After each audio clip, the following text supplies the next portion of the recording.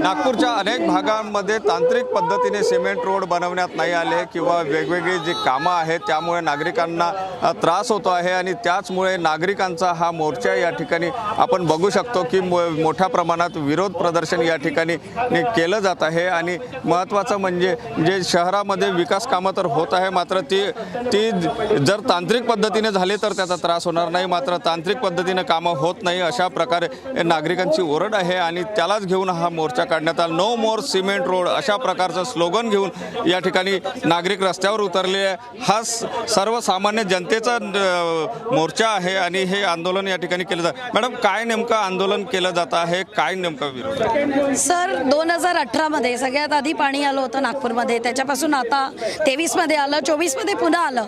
हे जे सगळीकडे खोदून सिमेंट रस्ते होत आहेत, जिथे खूप जास्ती ट्रॅफिक आहे, हायवे मेन रोड पर्यंत ठीक आहे, पण आपलं तापमान बघा आणि सिमेंट रोड तापमान वाढवत आहे सगळ्यांना माहिती आहे। मग आम्हाला गल्लोगल्ली सिमेंट नको आहे। आज आपण एक सप्रेम भेट आपल्या नागरिकांकडून आणली ॲडमिनिस्ट्रेशन आणि आपल्या नेत्यांकरता।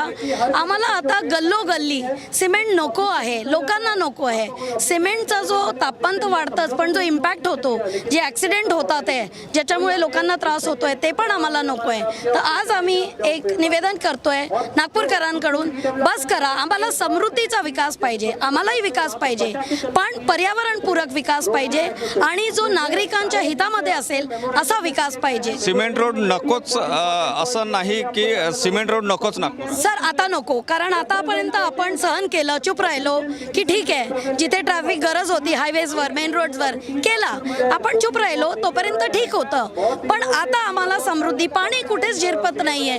तुम्ही सिमेंट रोड केले, त्याच्या बाजूला गट्टू लावले, आता श्वास कोंडून टाकलाय झाडांचाही सिमेंटनी। तर आज जे होतंय विनाशकाली विकास, हा आम्हाला नकोय। नक्कीच सिमेंट रोड ज्या प्रमाणात पाहिजे होते तेवढे तर झाले, मात्र गल्लोगल्ली सिमेंट रोड नको, त्यामुळे नागरिकांच्या घरामध्ये पाणी शिरत आहे, नुकसान होत आहे, त्यामुळे याला कुठेतरी आता विरोध होताना दिसून येत आहे। सुनील ढगे, TV9 मराठी, नागपूर।